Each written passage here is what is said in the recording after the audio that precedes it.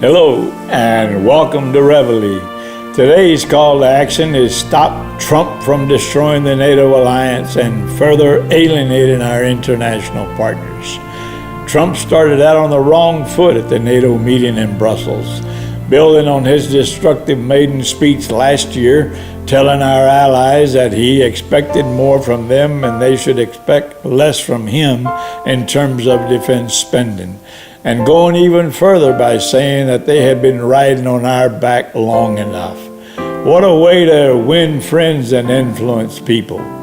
He came just short of saying that if they were attacked by any country, like Russia, the U.S. would not lift a finger to help.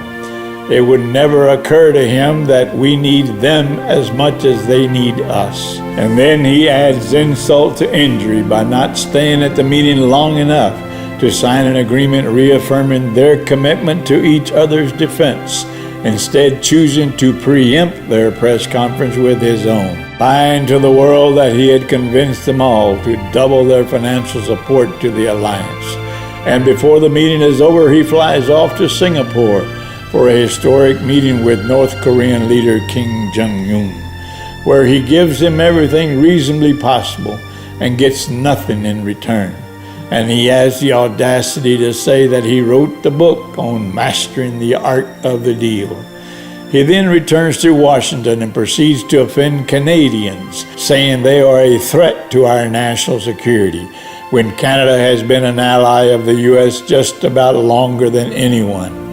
Then he goes on to pick a fight with the French, the British, and the Germans over his ill-conceived tariffs and trade policies. Trump then turns around and all but destroys what's left of our relationships with European leaders attending the Big Seven summit, arguing that Russia should be invited back after being evicted for his armed aggression against Crimea and forcibly taking over the country. Again, he offends everyone by leaving early for his summit with Putin, where he showed the world how beholden he is to Russia and why he's the biggest idiot in the world.